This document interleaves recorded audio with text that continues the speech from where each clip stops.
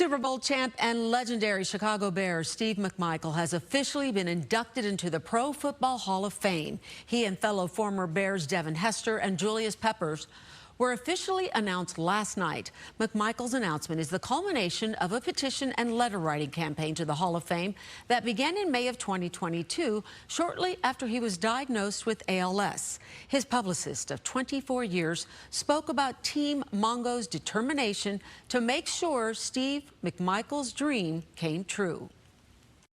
Team Mongo really helped us make this happen for Steve. When he was losing his voice, I asked him what else I could do for him, and he whispered to me, Hall of Fame.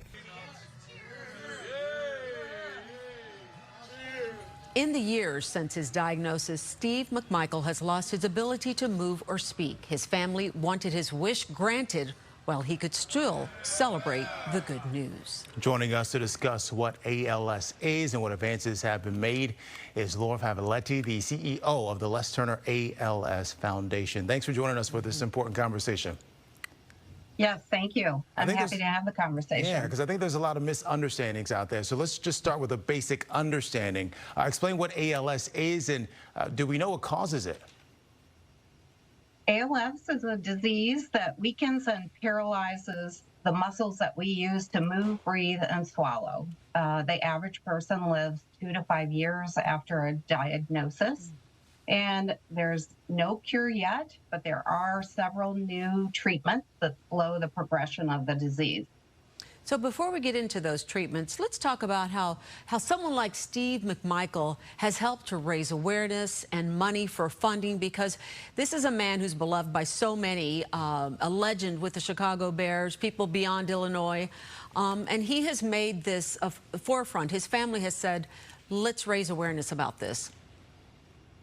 It's so important to raise awareness because once a diagnosis is made, it is so important to visit a multidisciplinary clinic, which is what we have at the Les Turner ALS Center at Northwestern Medicine. They can be part of clinical trials there and receive the support that they need from a full spectrum of different disciplinarians and receive treatments. So raising awareness is incredibly important for every individual to manage their disease, and for their family and caretakers to receive support as well. Let's talk now about some of those newer treatments, the advancements that have been made as well. Talk about the many things that are showing signs of hope right now. Well, there are several drugs that are available are on the market, and FDA approved the first one in 1995, and the most recent just this past year, a variation of a treatment that was approved a few years ago.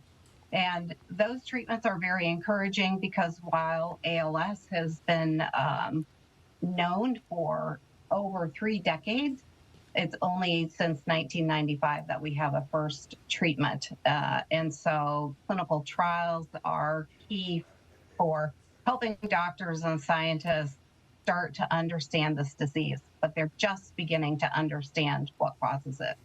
So what do you want to say to families and friends who have loved ones that have just been diagnosed, because it can be a devastating diagnosis? What words do you have for them? There is support for them. There's support through online educational seminars, through support groups.